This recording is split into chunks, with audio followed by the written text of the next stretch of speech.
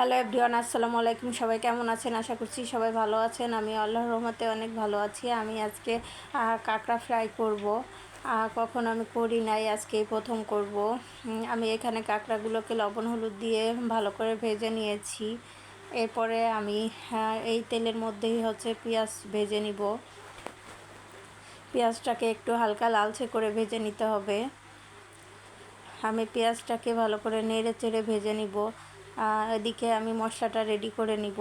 এখানে আমি 1 চা চামচের মতো দিয়ে দিয়েছি লাল মরিচের গুঁড়া এবং 1 চা চামচ আদা বাটা, 1 চা চামচ রসুন বাটা। এরপরে আমি 1 চা চামচের মতো জিরার গুঁড়া দিব এবং 1 চা চামচের মতো ধনিয়া গুঁড়া দিব।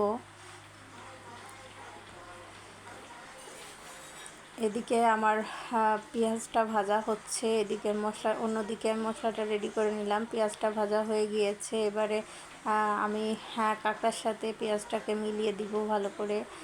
এরপরে আমি যে মশলাটা রেডি করে রেখেছি ওই মশলাটা এই তেলের মধ্যে দিয়ে দিব। দিয়ে ভালো করে কষিয়ে নিব। আর টাইম নিয়ে ভালো করে কষাতে হবে। আমি 7-8 মিনিটের মতো ভালো করে মশলার সাথে কাঁকড়াটাকে দিয়ে কষাতে থাকবো।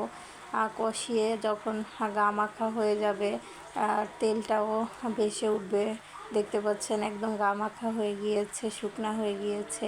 এই অবস্থায় কষিয়ে নিয়ে এরকম করে পরিমাণ মতো পানি দিয়ে দিতে হবে কাঁকড়াটা সিদ্ধ হওয়ার জন্য।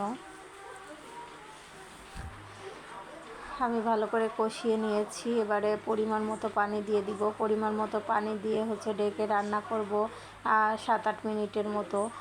7-8 মিনিট রান্না করার পরে নামিয়ে নিতে হবে। আমি পানি দিয়ে দিলাম।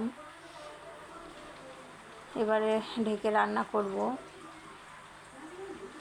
7-8 মিনিট পরে ফেরত আসছি।